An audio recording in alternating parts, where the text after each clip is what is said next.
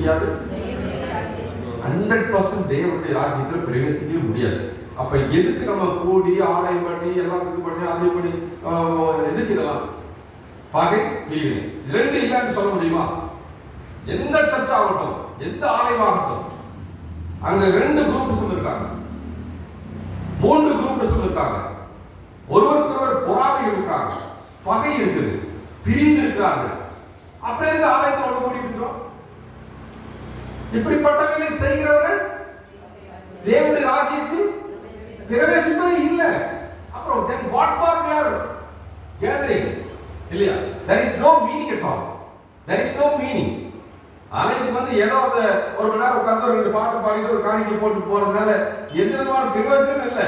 வசனத்தை பேசுவதனாலும், நீ நாவினால் சரி அதை பேசுவதனாலும், வசனத்தை போதிப்பதாலும் எந்த பிரயோஜனம் இல்லை. உன் நடக்கைகள், உன் செய்கைகள் இருக்கணும், தெளிவா இருக்குது. ஆனாலும் இதெல்லாம் கேட்டு வெளியே போனாலே என்னதான் பேசுவோம்? என்னதான் பேசுவோம்? அந்த கிடக்காங்க ஒரு பிரிவினை. அங்க பாத்தீங்கன்னா எல்லா ஆலயத்திலும் நான் போற ஆலயத்துல எல்லாம் 3 குரூப் இருக்கு. ஒண்ணு ஐயருக்கு ஒரு குரூப் இருக்கு, ரவண்ட சுத்திட்டே இருப்பாங்க ஒரு குரூப். இன்னொன்னு செக்ரட்டரி சுத்திட்டு இருப்பாங்க ஒரு குரூப்.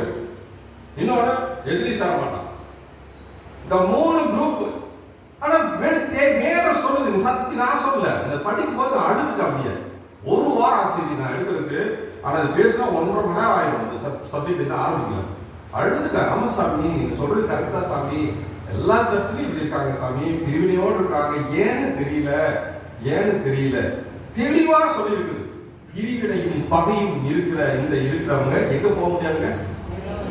அப்புறம் எதுக்கு நம்ம ஆலயத்துக்கு வரணும்? யார் பார்க்க வரணும்? இல்லையா? தேவனுடைய ராஜ்யத்துக்கு போவதற்காகத்தான் இத்தனை பாடுகளும், இத்தனை வேதங்களும், இத்தனை ஆலயங்கள் இருக்கு. தேவனுடைய ராஜ்யத்துல ஒரு நாளிலே நீங்களும் நானும் முகமுகமா தேவனுடைய ராஜ்யத்துல அவரோடு சேர்ந்து வாழ வேண்டும் என்பதற்காகத்தான் இத்தனை பாடுகள். ஆனாலும் ஏன் பகை, ஏன் பிரிவினை? ஒரு குரூப் சொல்லுவா ஐயர்கிட்ட சொல்லிட்டு, ஐயர்கிட்ட போய் சொல்லுவாங்க அந்த சரி ஐயர். இன்னொரு குரூப் ஐயர் ஆப்போசிட் இருப்போம். நான் எல்லா சர்ச்சையும் பாடுவோம். ஆனா வேணும் என்ன சொல்லுது? இந்த பிரிவினை இருக்கிறவன் எவனும் தேவனுடைய ராஜ்யத்துக்கு போகவே முடியாது. Very clear that what for we are gathering in the church, there is no meaning at all. இல்ல சரி, அது ஒரு பொருட்கள்.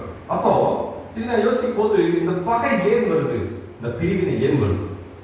சாமி இந்த பகை ஏன், இந்த பிரிவினை முதல்ல அதை பார்க்கலாம். அப்படின்னு பார்க்கும்போது அது மாமிசத்துடைய சிந்தைகள் தான் இந்த பகை. அது தெளிவாக சொல்லியிருக்கு. ரோமரின் புஸ்தகம் 8:7 வாசிங்க. ரோமர் 8:7. மாம்சத்தின் சிந்தை தேவனுக்கே விரோதமான பகை. என்னது? மாம்சத்துடைய சிந்தை, எண்ணம். அது எதுக்கு விரோதமா? தேவன் மாம்சத்துடைய சிந்தை இல்லாதபடி ஆவியினுடைய சிந்தையோடு வாழ வேண்டும் என்பதுதான் ஆழமான கருத்து. ரோமர் 8:8 வாசிங்க. 8:8. அது மாமிசத்துக்கு உட்பட்டவர்கள் தேவனுக்கு பிரியமா இருக்கவே மாட்டார்கள். அப்ப மாமிசத்துடைய சிந்தையோடு செயல்படுகிறவர்கள் தேவனுடைய ராஜ்யத்தில் பிரவேசிப்பதும் இல்லை, அவருக்கு பிரியமான மக்களும் இல்லை. இதெல்லாம் நம்ம போதிக்கிறோம். ஆனாலும் பிரிவினை தான், ஆனாலும் பகைகள் இருந்து கொண்டே இருக்கிறது. சரி, இது ஒரு புறம் இருக்கட்டும். இந்த பகையும் பிரிவினையும் ஏன் வருகிறது என்று சில காரியங்கள நம்ம வேதத்திலிருந்து பார்த்தலாம். வேதத்திலிருந்து பகை ஏன் வருதுன்னா அதிக ஆசையினால் பகை வரும். எல்லாத்துக்கும் காரணம் அவர் ஆசை இருக்கும். அதில் யோசனை பண்ணிருக்கா, அதில் ஒரு பகை வரும். எதிர்பார்ப்பு, எக்ஸ்பெக்டேஷன், எதிர்பார்ப்பாங்க. நான் எனக்கு கிடைக்கும் நினைச்சையா, நான் இந்த வருஷம் செகண்ட் ஆயிருக்கலாம் நினைச்சேன், எனக்கு பார்த்தவே அடுத்த வருஷம் பகை.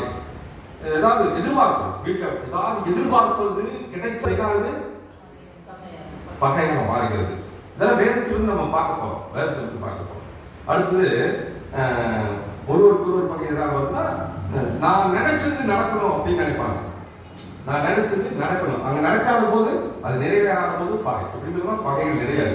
நிறைய அந்த பகைக்கும் பிரிவினைக்கும் நிறைய காரணங்கள் இருக்குது.